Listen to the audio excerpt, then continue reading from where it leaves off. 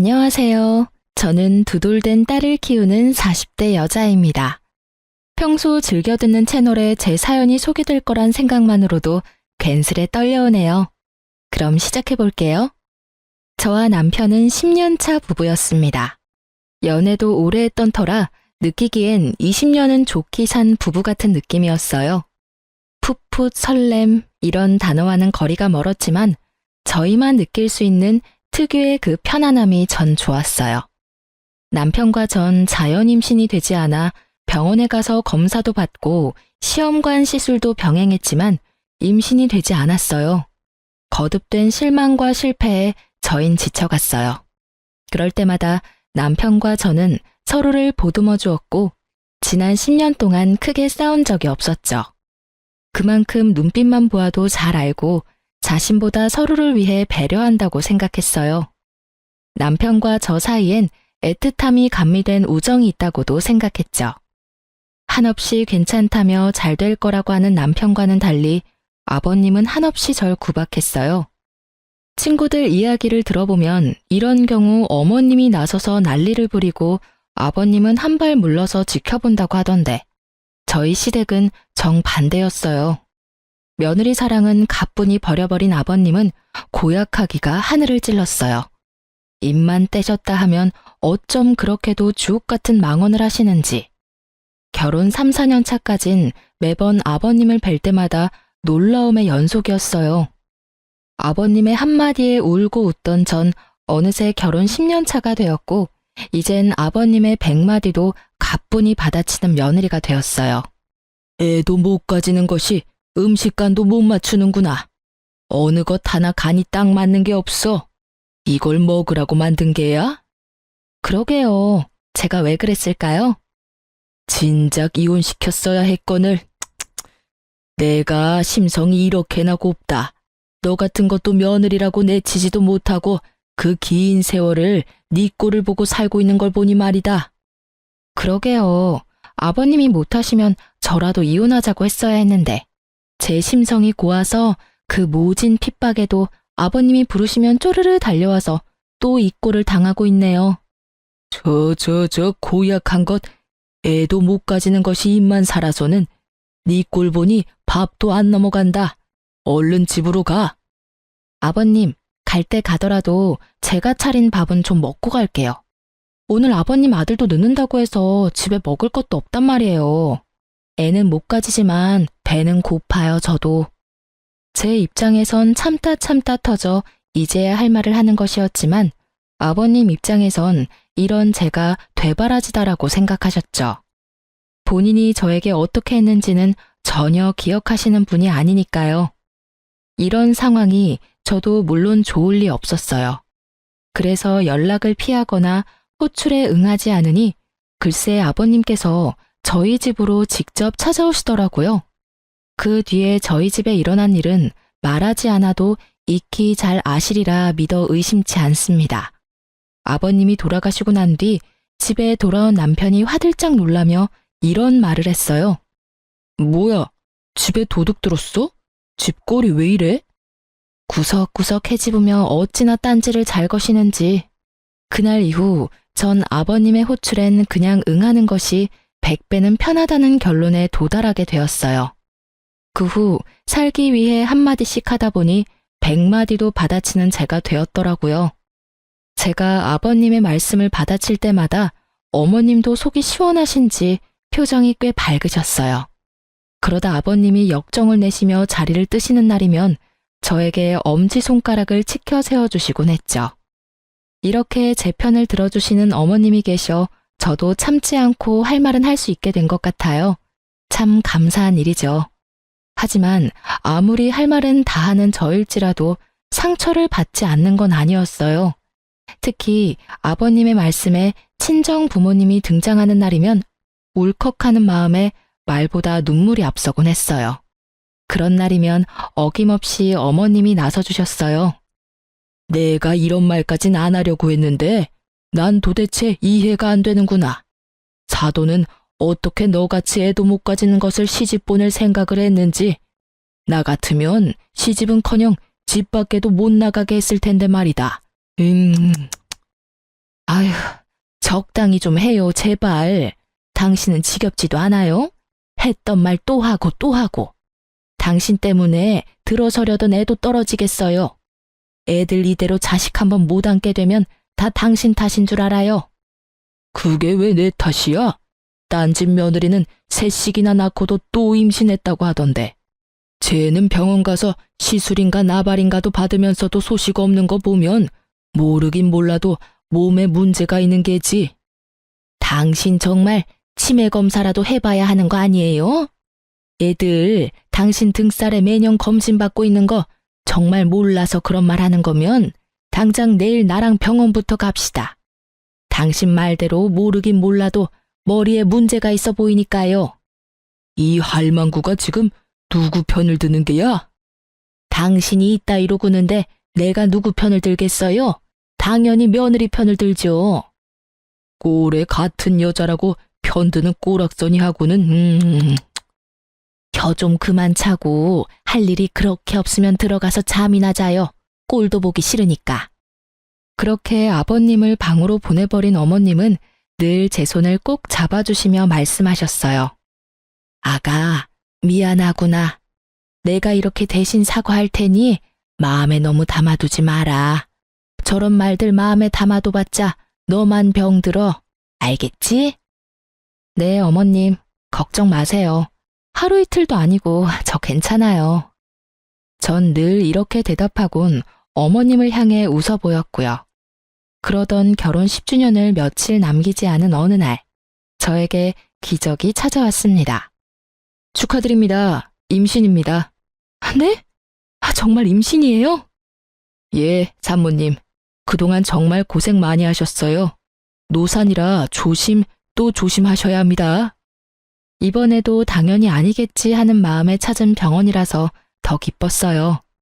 진료실에서 어린아이처럼 방방 뛰고 말았죠. 특히 그 산모님이라는 호칭이 어찌나 좋았는지 몰라요. 병원을 나서는데 그야말로 구름 위를 걷는 기분이더라고요. 전 남편보다 먼저 아버님께 전화를 걸었어요. 아버님의 말씀대로 아기도 못 가지던 것이 드디어 임신을 했다는 사실을 제일 먼저 알려드리고 싶었으니까요. 네가 웬일이냐? 먼저 전화를 다 하고.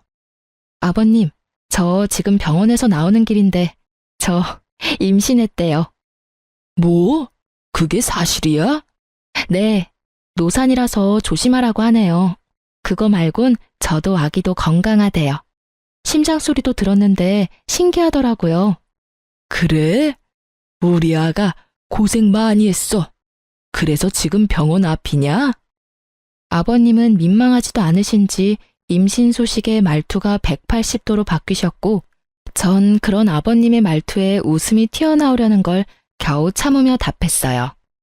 네, 택시 타고 가려고 기다리고 있어요. 그럼 조금만 더 기다리거라. 내가 데리러 갈 테니. 네? 아니에요. 병원 오는 날이라 아침 일찍부터 설쳤더니 피곤해서 빨리 집에 가서 눕고 싶어요, 아버님. 그러냐? 그러면 집에 가서 기다리거라. 내가 갈 테니. 혹시나 먹고 싶은 거 있으면 문자 보내놓으렴 아가. 언제 들어봤는지 이젠 기억도 안 나는 호칭, 아가. 아버님은 저를 아가라 불러주시며 완전히 다른 사람이 되어 저를 대해주시더라고요. 달라도 너무 다른 언행에 당혹스럽기도 했지만 앞으로 펼쳐진 행복한 미래를 생각하니 꼭 나쁘지만은 않았어요. 이제 고생 끝, 행복 시작이라고 생각했던 것도 같아요.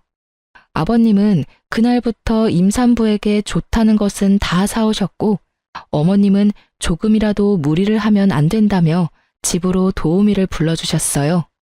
그리고 남편은 그동안 고생했다며 울더라고요. 당신 그동안 고생 많았지? 미안하고 고마워. 나만 고생했나 뭘? 당신도 고생했지. 그런데 당신 울어? 눈물이 계속 나네. 어이구, 남자가 울기는. 하긴 그동안 우리 고생한 거 생각하면 남자 여자 상관없이 대성통곡을 하고도 남지 뭐. 여보, 우리 이 아기 세상 밖으로 나올 때까지 잘 지켜주자. 알겠지? 알겠어. 남편과 전 임신 전보다 애틋해졌다고 생각했어요. 그것이 제 착각이라는 걸 금방 알게 되었지만요. 어찌되었든 그때 전 행복했어요. 혹시나 하는 마음에 하루하루가 노심초사였지만 그조차도 행복하더라고요. 뱃속의 아기는 잘 자라주었고 남편이 바빠 함께 검진 간 적이 없다는 것만 빼면 남편에게 불만도 없었고 사이도 좋았어요. 무엇보다 아버님이 너무 잘해주시니 그것만으로도 너무 좋았죠. 그렇게 전 결혼 생활 10년을 통틀어 가장 행복한 시간을 보내고 있었어요. 제 행복이 끝나던 날은 뱃속의 아기가 딸이라는 소식을 들은 날이었어요. 전 전화를 기다리고 계실 아버님께 전화를 걸었어요. 아버님, 저예요. 뭐래니?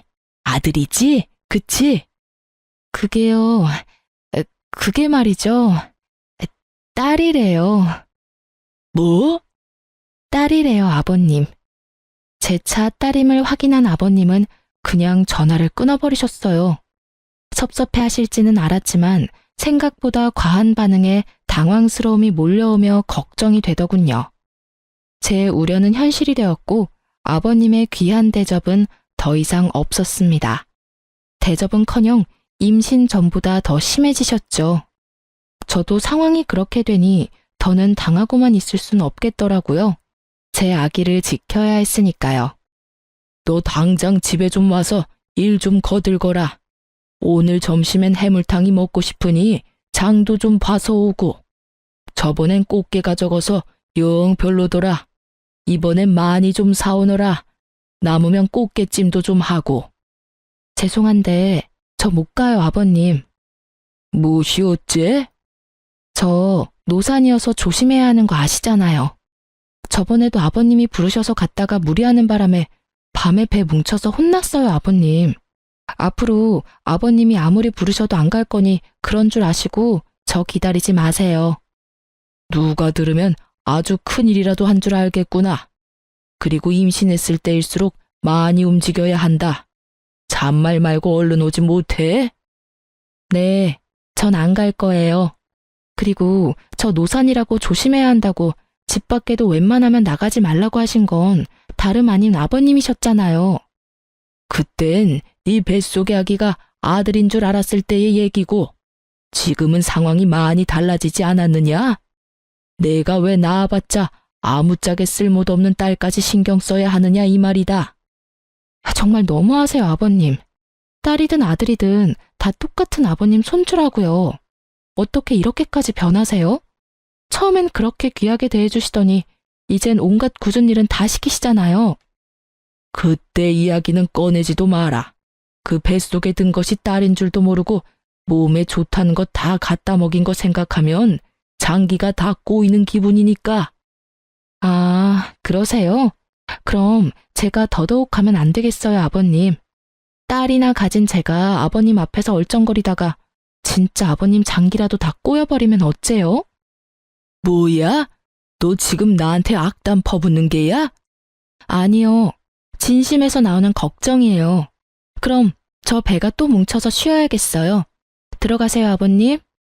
전화를 끊어버린 전 아버님이 또 찾아오시진 않을까 걱정스러웠지만 다행스럽게도 어머님이 잘 막아주셨는지 그런 걱정은 덜 수 있었어요. 하지만 혹시나 하는 상황이 있을 수도 있으니 남편에게도 말을 했어요. 여보, 잠깐 얘기 좀 해. 중요한 얘기야? 내일 하면 안 될까? 나 오늘 좀 피곤한데. 중요한 이야기야. 저의 단호함에 남편은 귀찮아 죽겠다는 얼굴로 제 옆에 앉더군요. 아, 뭔데? 당신이 아버님께 전화 좀 해줘. 우리 아기 여자인 거 아시고 나선 나한테 또 시작하셨어. 아니, 더 심해지셨어. 노산이라고 또 조심해야 한다고 난리치실 때는 언제고 요즘엔 틈만 나면 불러서 일 시키신다고. 오늘 또 전화 와서 난리치시길래 난 앞으로 못 간다고 그랬으니까 당신이 전화해서 무사히 출산할 때까지 나 좀 괴롭히지 마시라고 해줘. 당신이 못 간다고 했으면 됐지. 나까지 굳이 전화해서 그런 말을 해야 해? 당신 기억 안 나? 임신하기 전에 내가 아버님이 오라는 거 무시했다가 우리 집에 찾아오셔서 냉장고 안 다 뒤집어 놓으시고 옷장 다 헤집고 심지어 욕실 수건까지 다 꺼내서 다시 빨라고 하셨잖아. 혹시나 이번에 또 찾아오셔서 그러시면 어쩌냐고. 지금은 홀몸도 아닌데. 알겠으니까 그만 좀 해. 나 오늘 진짜 힘들었어. 요즘 계속 야근하는 거 알잖아. 제발 나 좀 쉬자, 어? 그래, 알겠어. 내일 꼭 전화 드려. 남편의 무관심에 가까운 태도가 마음에 들지 않았지만 정말 피곤해서 저러는가 보다 했어요. 하지만 남편의 무관심엔 이유가 다 있었더라고요. 그 이유는 며칠 뒤 퇴근하고 돌아온 남편의 손에 있었어요. 이게 다 뭐야? 내가 묻고 싶다. 이게 다 뭐야? 이 남자 누구냐고. 남편이 건넨 것은 낯선 남자 품에 안겨있는 저의 모습이 찍힌 사진이었습니다. 당황스러웠죠. 아무리 보아도 처음 보는 남자의 품에 아무리 보아도 저인 여자가 안기다시피 기대어 있었으니까요. 나도 몰라. 이 여자는 내가 맞는데 이 남자는 나도 누구인지 몰라. 진짜야. 당신 지금 그걸 말이라고 해? 솔직히 말하라고. 나 진짜 억울해. 당신 나랑 산 세월이 얼만데 날 몰라? 내가 당신 두고 바람필 여자야? 그러니까 설명을 해보라고. 이 남자는 누구인지, 왜 이러고 있는 것인지. 나도 말하고 싶어. 그런데 진짜 아무 생각도 안 나는 걸 어떻게 해? 크게 당황한 저는 아무 생각이 떠오르지 않았어요. 그저 억울하다는 생각밖에 들지 않았어요. 전 손톱을 물어뜯으며 사진 속 상황을 떠올리려 했었고, 그런 저를 보던 남편은 충격적인 말을 꺼냈어요. 당신, 솔직하게 말해봐. 뱃속의 아기 내 자식이 맞긴 해? 뭐? 당신 방금 뭐라고 그랬어? 당신 자식이 맞냐니? 그러면 우리 아기인데 당연히 당신 자식이지. 누구 아기겠어? 아니, 상황이 그렇잖아. 갑자기 이런 사진은 회사로 오지를 않나. 당신은 자세한 설명도 없이 억울하기만 하다고 하지. 입장 바꿔 당신이 나라면 의심 안 되겠어? 나 이 사진 보는데 진짜 당신한테 배신감도 들고 믿을 수도 없어서 당장 이혼하고 싶은 거. 우리 함께한 세월이 있으니 마지막으로 변명이라도 들어보려고 온 거야. 그런데 아무 말도 못하는 당신 보니까 정말 실망스럽다. 전 정말 억울해 미칠 것만 같았습니다. 정말 기억이 안 나서 할 말이 없는 것인데 없는 기억을 만들어낼 수도 없는 노릇이고 너무 억울하더라고요. 아무 말도 하지 못하고 남편이 하는 말만 죄인처럼 듣고 있던 그때 제 머릿속에 번쩍하고 기억 하나가 스쳐가더라고요. 사진 속 그날의 기억이요. 전 최대한 차분히 그날의 기억을 남편에게 전달하려 애썼어요. 아, 나 기억났어. 그날 어머님이 편찮으시다는 연락받고 식사라도 챙겨드려야겠다 싶어서 장 보고 나오던 길이었는데 그 남자랑 부딪혔어. 그 바람에 장 본 걸 다 떨어뜨렸고 급하게 줍고 일어나는데 갑자기 너무 어지러운 거야. 당신도 알잖아. 나 임신하고 빈혈 심해진 거. 내가 갑자기 비틀거리니까 그 남자가 부축해주더라고. 나도 너무 어지럽고 쓰러질 것 같아서 모르는 사이에 기댄 것 같은데 그 타이밍에 이런 사진이 찍혔나 봐. 그러고 나서 그 남자가 가방에 임산부 배지를 보고선 날 부축해서 택시 타는 곳까지 데려다 주더라고. 정말 그게 다야. 남편은 헛웃음을 지어 보였지만 사진의 진실은 이것이었어요. 심지어 제가 그 남자에게 기대었다는 것도 사진을 보고 알았을 정도로 찰나의 순간이었고요. 저의 설명에도 남편의 눈빛은 차가웠고 저는 지은 죄도 없는데 괜히 남편의 눈치를 살피고 있었어요. 그 순간 남편의 입에선 단 한 번도 상상할 수 없는 말이 흘러나오더라고요. 우리 이혼하자. 뭐? 이혼? 당신 진심이야? 나 당신 못 믿겠어. 지금 당신이 하는 말 다 거짓말 같고 당신 뱃속에 있는 아기도 의심스러워. 당신 내 성격 알지? 한 번 아니면 끝인 거. 지금이 그래. 이미 당신을 의심하기 시작해버렸고 쉽게 돌릴 순 없을 것 같아. 여보, 진짜 아니라니까. 내가 어떻게 해주면 믿을래? 그래, 유전자 검사라도 해줘? 그럼 되겠어? 다 오해라잖아. 이런 일로 우리가 이혼한다니 그게 말이나 된다고 생각해? 그 뒤로도 저는 남편을 설득했지만 소용없더라고요. 남편은 확고했고 저의 애원에도 단호하게 뿌리친 남편은 간단한 짐을 챙겨 집을 나가버리더라고요. 믿기지 않는 상황에 눈물도 나지 않았어요. 고작 이런 사진으로 17년 세월이 물거품이 되어버렸다는 사실이 아무리 생각해도 믿기지 않았으니까요. 전 뜬 눈으로 밤을 지새웠고 시부모님의 도움을 구해보고자 시댁으로 향했어요. 대문 앞에 선 저는 크게 심호흡했어요. 어떻게 말을 꺼내야 할지 모르겠더라고요. 숨을 고른 전 벨을 눌렀고 인터폰을 통해 아버님의 목소리가 들려왔어요. 누구세요? 저예요, 아버님. 문 좀 열어주세요. 문은 열리지 않았고 대신 아버님이 나오셨어요. 손에 물이 가득 담긴 대야를 든 아버님이요. 지금 뭐 하시는... 아버님은 대야 가득한 물을 저에게 들이부으셨고 전 그야말로 물에 빠진 생쥐꼴이 되었어요. 갑작스런 물벼락에 깜짝 놀란 제가 소리를 지르니 아버님이 더 큰 소리로 호통을 치더라고요. 여기가 어디라고 찾아와? 내 다 들었다. 어디 감히 네가 주제도 모르고 바람을 피워? 아버님, 그게 오해예요. 10년을 보셨으면서 모르시겠어요? 난 모른다. 그러니 썩 꺼져. 한 번만 더 찾아오면 물이 아니라 오물을 뿌려버릴 테니 찾아올 생각은 하지도 마라. 저런 배은망덕한 것 같으니라고. 아버님, 아버님, 아버님! 저는 애타게 아버님을 불러보았지만 아버님은 참 냉정히도 들어가 버리시더라고요. 진짜 딴 남자한테 곁눈질이라도 준 적이 있었다면 이렇게 억울하진 않았을 텐데. 오해에서 비롯된 상황 때문에 물벼락까지 맞아버리니 말 그대로 미치고 팔짝 뛰겠더라고요. 전 그대로 남편의 회사로 찾아갔고 회사 앞에서 웃으며 나오는 남편과 마주할 수 있었어요. 처참한 몰골의 저와는 달리 밝게 웃는 남편을 보는데 배신감이 확 밀려오더라고요. 쫄딱 젖은 저를 발견한 남편은 밝았던 표정은 온데간데 없어지고 잔뜩 굳은 표정으로 저를 인적 드문 골목으로 데리고 갔어요. 지켜보는 눈이 사라졌다 싶으니 저를 잡았던 손을 신경질적으로 놓고는 말을 꺼냈어요. 당신 제정신이야? 회사 앞에 찾아오면 어떻게 해? 그것도 이 꼴을 하고선 누구 개망신 주려고 작정한 거야? 도대체 생각이 있어 없어? 당신은 지금 당신 망신당할 걱정밖에 안 돼? 내가 어쩌다 이렇게 홀딱 젖었는지, 우리 아기는 괜찮은지 그런 걱정은 전혀 되지 않는 거야? 내가 바람 피운 당신이랑 누구 자식인지도 모르는 아기 걱정까지 하길 바라는 거야? 나한테 너무 과한 걸 바라는 거 아니야? 오해라고 했잖아. 아니라고. 난 정말 아니라니까?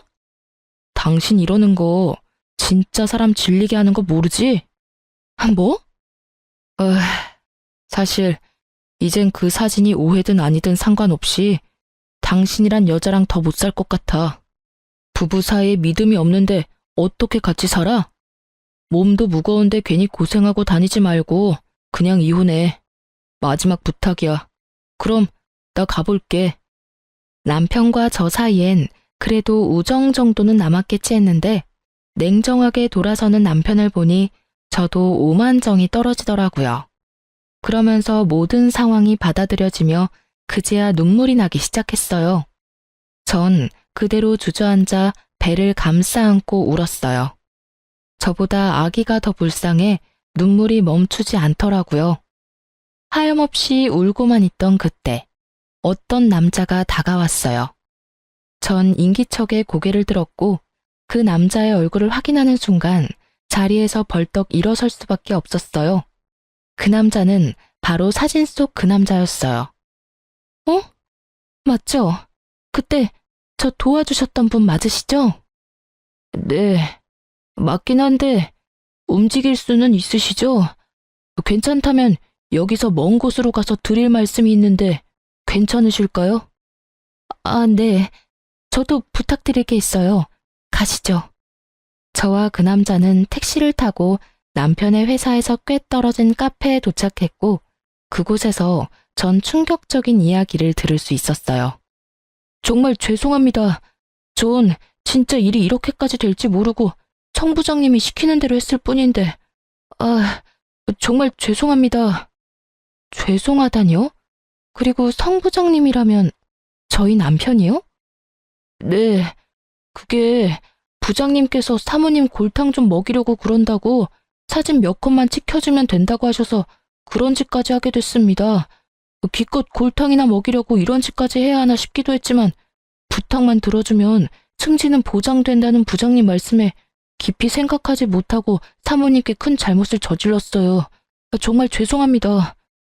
그러니까 남편이 부탁해서 일부러 저한테 접근하셨단 말씀이세요? 네. 저희 남편이 왜요? 도대체 저희 남편이 왜 저한테 그런 짓까지 하냔 말이에요. 그게, 그 뒤에 안 사실인데 알고 보니 성 부장님 저희 회사 신입사원이랑 바람을 피우고 계시더라고요. 저도 정말 몰랐어요. 우연히 두 사람 손잡고 가는 모습을 보고 저도 정말 많이 놀랐어요. 그래서 어떻게 해야 하나 고민하는 와중에 오늘 사모님 모습을 보는데 이대로는 안 되겠다 싶어서 말씀드리게 됐어요. 정말 죄송합니다. 갑자기 변한 남편의 태도가 모두 이해가 되며 퍼즐이 완성된 느낌. 남자의 말에 의하면 남편과 상간녀의 관계는 제가 임신하기 전부터 시작된 것 같다고 했어요. 상간녀는 당연히 남편이 유부남인 걸 알고 시작했고 회사 내에서 두 사람의 관계를 아는 사람은 본인뿐이라고 하더라고요. 남편과 상간녀는 남자가 아는 줄은 전혀 모르고요. 말을 듣는데 제가 임신 사실을 알렸을 당시 남편이 흘렸던 눈물이 생각나더라고요. 그리고 알게 되었죠. 그 눈물은 기쁨이 아니라 슬픔이라는 사실을요. 아무리 상간녀가 좋아 죽을 것만 같아도 그렇지 어떻게 뱃속에 아기까지 부정하며 저를 모함할 수가 있는지. 제가 알던 남편의 모습과는 달라도 너무 다른 모습에 충격이 컸어요. 하늘이 무너진다는 기분이 이런 기분인가 싶었어요. 한참을 멍하니 있던 저는 남자의 계속되는 사과에 겨우 정신을 차리고 말했어요. 그렇게 미안하면 제 부탁 좀 들어주세요. 아니, 들어주셔야 할 거예요. 어떤 부탁이요? 제 남편하고 그 여자 함께 있는 모습 사진 찍어서 저한테 좀 보내주세요. 이대로 이혼하기엔 제가 너무 억울해서 안 될 것 같아서요. 그쪽이 도와주면 제 억울함이 많이 풀릴 것 같은데 할 수 있겠어요? 네, 알겠습니다. 제가 한 짓도 있으니 제가 앞으로 사모님의 조력자가 되어드리겠습니다. 제가 불쌍했던 남자는 그렇게 저의 조력자가 되었고 그날 이후 저에게 큰 도움이 되었어요. 집으로 돌아온 전 따뜻한 물에 몸을 녹이고 따뜻한 차도 마셨어요. 그리곤 남편에게 전화를 걸었죠. 왜 또? 날이 선 남편의 반응에 당장이라도 욕이 나올 것 같았지만 전 더 큰 통쾌함을 위해 꾹 참고 대답했어요. 이혼하자. 당신 소원대로 이혼해 줄 테니까 우선 집에 들어와. 이번 주는 나도 바쁘고 다음 주에 법원 가자. 법원 가기 전까진 집에 들어와서 남편으로 해야 할 도리를 다해. 당신이랑 나랑 연애까지 다 합치면 17년인데 이대로 끝내는 건 함께한 날들에 대한 예의가 아니지 않아? 그래. 내가 집에만 들어가면 확실하게 이혼은 하는 거지? 당신이 이혼하지 말자고 울고불고 매달려도 할 거니까 집에나 들어와. 그리고 이 집은 내가 가질게. 이 집 살 때 내 돈이 더 들어갔던 거 기억하지? 나머지 당신 돈은 내가 10년 동안 당신 집에 일해준 노동비, 일시불로 결제했다고 생각해. 괜찮지? 그래. 그러자. 그럼 다음 주에 법원 가는 걸로 알고 있을게. 이혼이 급한 남편은 제 요구를 받아들였고 전 쉽게 집을 챙길 수 있었어요. 그날 저녁 남편은 11시가 넘어서야 집으로 돌아왔고 거실 소파에서 자더군요.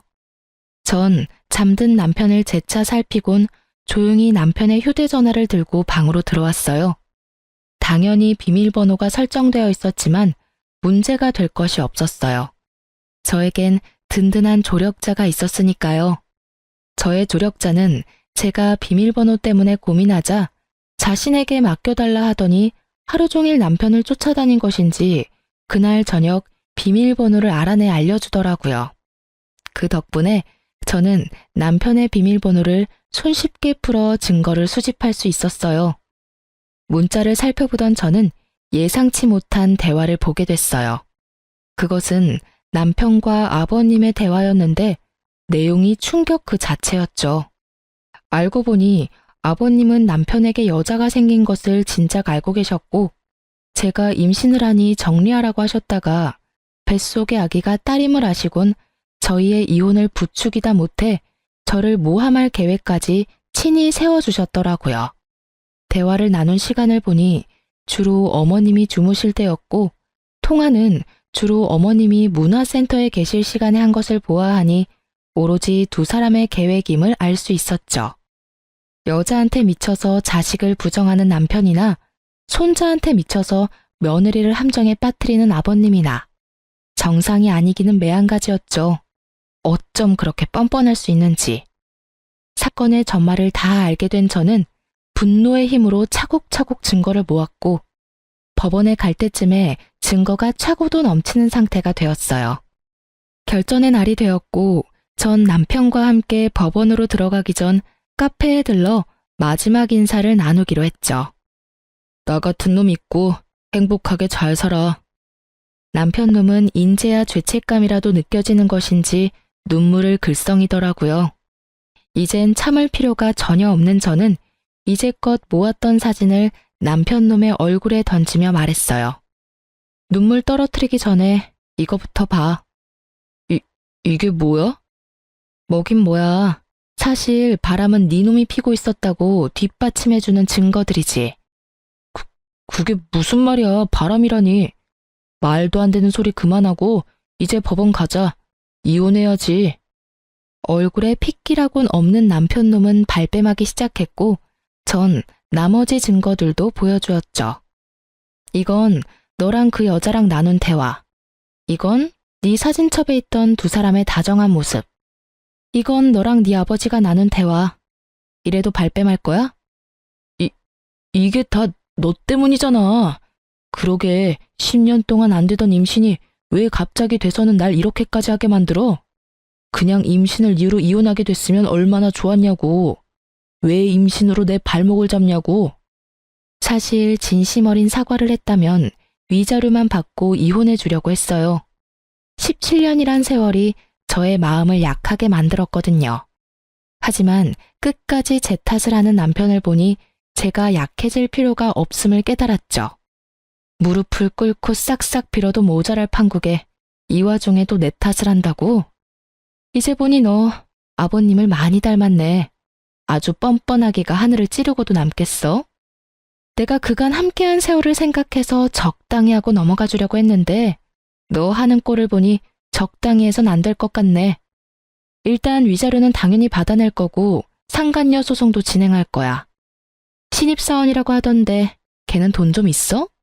없으면 당신 대신 줘도 되니까 한 푼도 빼지 말고 다 내놔야 할 거야. 상간녀 소송? 꼭 그렇게까지 해야겠어? 꼭 그렇게까지 네가 했던데? 그러게 왜 이런 상황까지 만들어? 차라리 솔직하게 말했으면 이런 상황까진 오진 않았을 텐데. 어찌되었든 네가 원하는 이혼은 해줄 테니 돈 아끼지 말고 전부 내놔. 남편 놈은 저의 뜻대로 다 해줄 수밖에 없었고 그렇게 전 성공적으로 이혼을 할 수 있게 되었어요.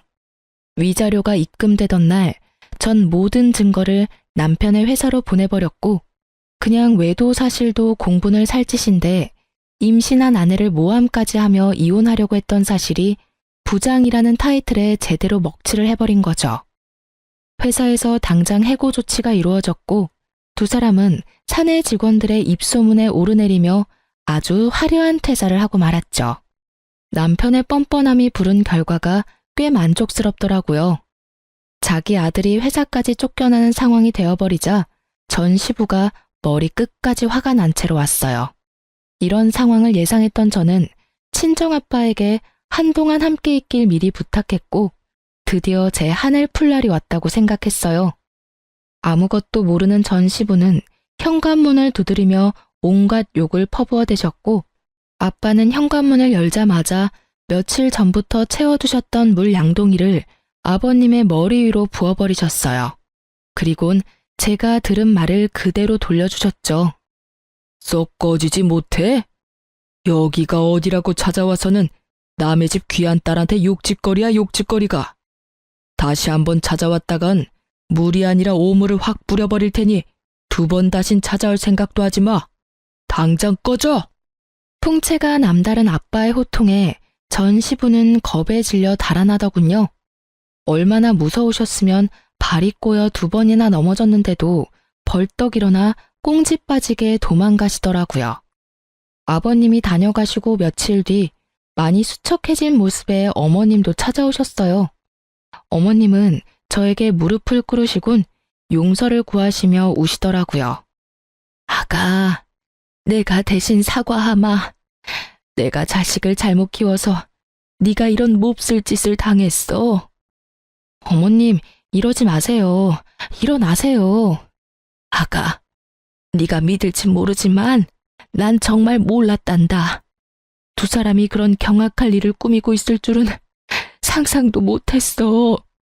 알고 있어요. 그러니까 제발 일어나세요, 어머님. 저의 부탁에 어머님은 일어나셨고 저는 그런 어머님을 모시고 집안 소파에 앉혀드렸어요. 저의 손을 잡고 한참을 우시던 어머님은 어느 정도 진정이 되셨는지 목을 가다듬고 말을 꺼내셨어요. 나도 변호사 선임해서 이혼 진행하고 있어. 너한테 무슨 짓을 했는지 듣는데 도저히 그 영감이랑 살 수가 없겠더라고. 남은 세월이라도 편하게 살아보련다. 실버타운도 다 알아봐 놨어. 이혼이요? 그리고 실버타운이라니 비쌀 텐데 어머님 돈 있으세요? 돈? 돈이야 많지. 네가 몰라서 그러는데 우리 집 재산 대부분이 내 명이란다. 네? 저는 놀랬고 어머님은 웃으셨죠. 알고 보니 어머님의 친정이 갑부였다고 하더라고요. 그래서 지금 시댁 재산은 거의 어머님의 것이고 시부는 어머님의 등골을 파먹으며 그간 사셨다고 했어요. 그러면서 통장 하나를 내미시더라고요. 이거 너 임신했다고 했을 때부터 준비해뒀던 거야. 상가 정리한 돈인데 출산 선물로 주려고 했더니 이렇게 주게 되는구나. 어머님, 이거 금액이 너무 큰데요. 요즘 애 하나 키우는데 드는 돈이 얼만지 아니? 우리 집에 시집와서 10년 동안 상처받은 마음에 대한 치료비라고 생각하고 받아. 그럼 나는 이만 가보마. 그리고 앞으로 나한테도 연락하지 말거라. 이미 끝난 인연 계속 만나봤자 나쁜 기억밖에 더 나겠니? 행복하게 지내려 마가야. 어머님은 끝까지 저의 편에 서주셨고 어머님은 제가 연락할 수 없게 번호까지 바꿔버리셨어요. 이렇게 다 끝난 것이라 생각했는데 남편과 상간녀가 차례대로 찾아왔어요. 먼저 찾아온 것은 남편이었는데 이전과는 완전히 달라진 태도를 보이더라고요. 여보, 내가 다 잘못했어. 내가 미쳤었나 봐. 갑자기 이러는 이유가 뭐야? 그냥 문득 내가 미쳤었다는 생각이 들더라고. 우리 귀한 아기까지 버리고 그깟 여자가 뭐라고. 내가 그러면 안 되는 거였는데 나 진짜 반성 많이 했어. 나 한 번만 용서해주면 안 돼? 너 어머님 이혼하신다는 사실 알았구나? 그래서 이러는 거지? 아니야. 내가 널 모르니? 네 아버지도 어머님께 쫓겨날 것 같으니까 나한테 와서 이러는 거겠지. 이젠 좀 솔직해지지 그래? 그게 사실은 당신 말이 맞아.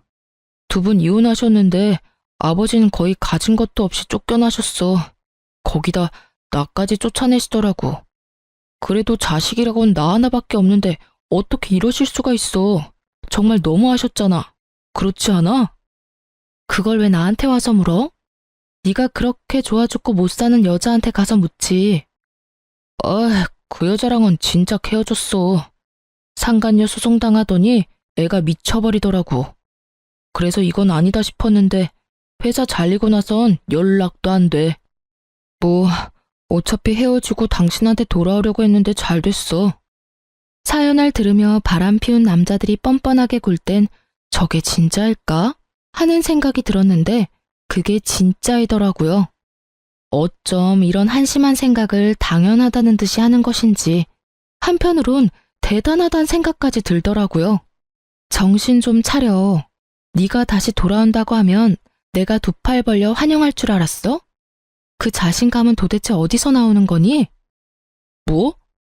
당신 나 없으면 꼼짝없이 우리 아기 혼자 키워야 하는데 자신 있어? 자신 없을 건 또 뭐야? 난 자신 있는데? 그리고 이제 와서 우리 아기? 네 자식 아니라고 할 때는 언제고 어디 뻔뻔하게 아기를 내세워. 나 진짜 침이라도 뱉고 싶은 걸 겨우겨우 참고 있거든?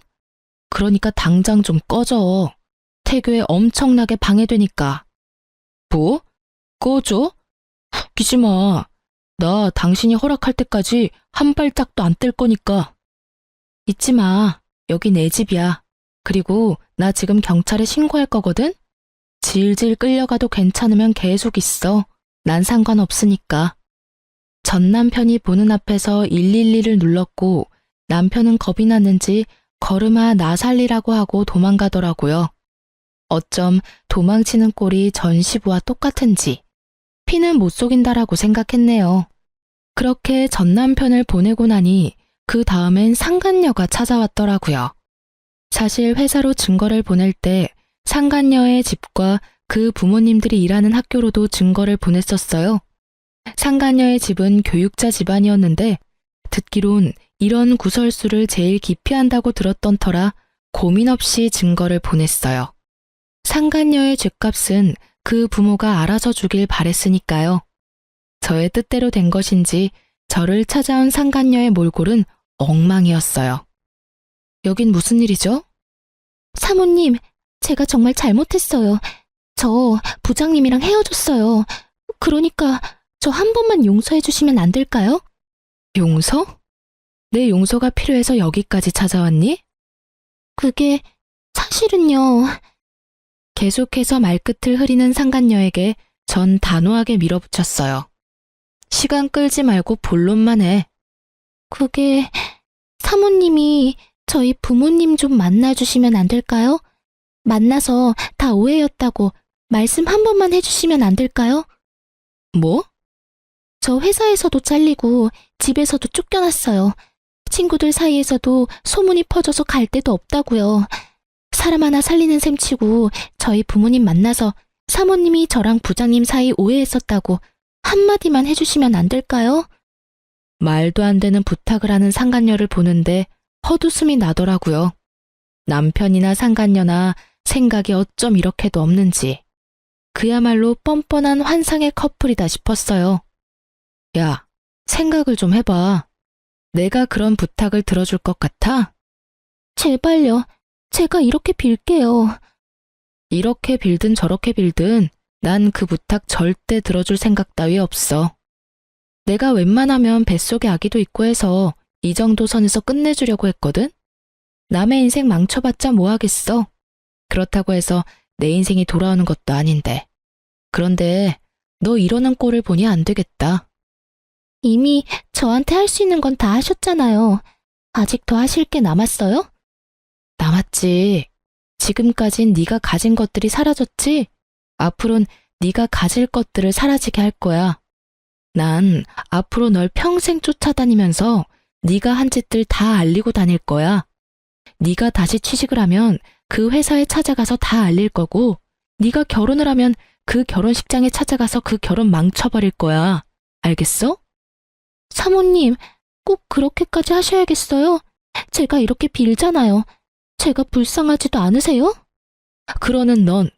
그러는 넌 내가 불쌍하지도 않았어?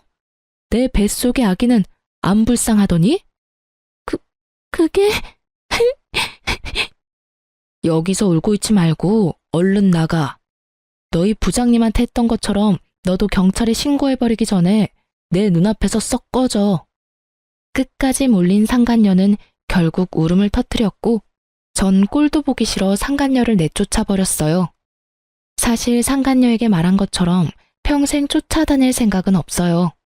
저런 사람에게 제 남은 평생을 바쳐 복수하고 싶은 맘도 추호도 없으니까요. 다만 제가 그렇게 말함으로써 앞으로 상간녀에게 있을 축복의 날에 단 1초라도 불행을 줄 수 있다면 그걸로 족할 것 같았어요. 이로써 저의 복수는 끝이 났어요. 조력자에게 들은 말론 전 남편은 전 재산을 모아 시부와 함께 작은 집에 새들어 살고 있다고 하더라고요. 취업 준비는커녕 전화번호도 바꾸고 자취를 감춰버린 어머님을 찾아 헤매는데 온 시간을 허비하고 있다고 하네요. 아직 정신 차리려면 멀었다고 느꼈어요. 아마 지금 얻은 그 집에서 벗어날 순 없을 거예요. 한평생 어머님의 등골만 빼먹은 전 시부와 상간녀의 위자료까지 대신 주느라 통장이 텅텅 비어버린 전 남편. 그 둘이 함께 좁은 집에서 오손도손 살아보라죠 뭐. 전 많은 일을 겪었던 터라 걱정이 많았는데 우려와는 달리 무사히 출산했습니다. 진통만 7시간을 하고 결국 제왕절개를 하게 되었을 땐 좀 억울하기도 했지만 딸을 보는 순간 그 억울함이 눈 녹듯 사라지더라고요. 처음 딸을 안던 그 순간이 아직 기억에 생생하네요. 혼자 애를 낳아 키우겠다는 저를 보며 부모님은 강하게 반대하며 우려를 표하셨지만 요즘은 손녀 바보가 다 되셨어요. 딸이 제 어릴 적 모습과 똑 닮았거든요. 그래서 그런지 그렇지 않아도 사랑스러운 딸이 더 사랑스러워요. 그리고 전 요즘 친정에서 지내고 있어요. 처음엔 몸조리만 하고 나갈 예정이었는데 부모님의 반대로 친정에 눌러 앉게 되었어요. 아무리 부모님이라지만 폐를 끼치는 것 같아 고민했는데 요즘 부모님이 딸을 보며 행복해하시는 모습을 보니 괜한 고민이었단 생각이 들어요. 100일의 기적을 기다리던 때가 엊그제 같은데 어느새 제 딸은 2번째 생일을 치렀어요. 저번 주부턴 어린이집도 다니고 있고요. 작은 등에 매달린 큰 가방이 어찌나 귀여운지. 그런 딸의 모습이 요즘 저의 웃음 버튼이랍니다. 이제 저도 다시 세상에 나가보려고 해요. 그래서 요즘 딸이 어린이집 간 사이에 상가를 보러 다니고 있어요. 아파트 상가에 작은 반찬 가게 하나 차리면 좋을 것 같더라고요. 다른 건 몰라도 10년이 넘도록 시부의 까다로운 입맛을 맞춰 요리하다 보니 음식 하나는 기가 막히게 잘 만들거든요. 이혼할 당시 그런 생각을 많이 했던 것 같아요. 나 혼자 잘할 수 있을까? 혹시라도 딸이 날 원망하면 어떡하지? 이런 생각이요. 아직까진 딸의 생각은 알 수 없지만 다른 한 가지는 분명하게 말할 수 있어요. 전 혼자 잘해왔고 앞으로도 잘할 자신이 있어요. 생각지 못한 일이 생겨나 힘이 들 때도 있겠지만 그조차도 잘 이겨낼 자신이 차고도 넘쳐요. 이렇게 요즘 전 행복하답니다. 자존감이 바닥을 기던 예전보다 지금이 훨씬 더 행복해요. 앞으로도 더 행복할 거고요. 이로써 길었던 제 사연은 끝이 났네요. 저의 긴 하소연과 같은 사연 들어주셔서 감사합니다.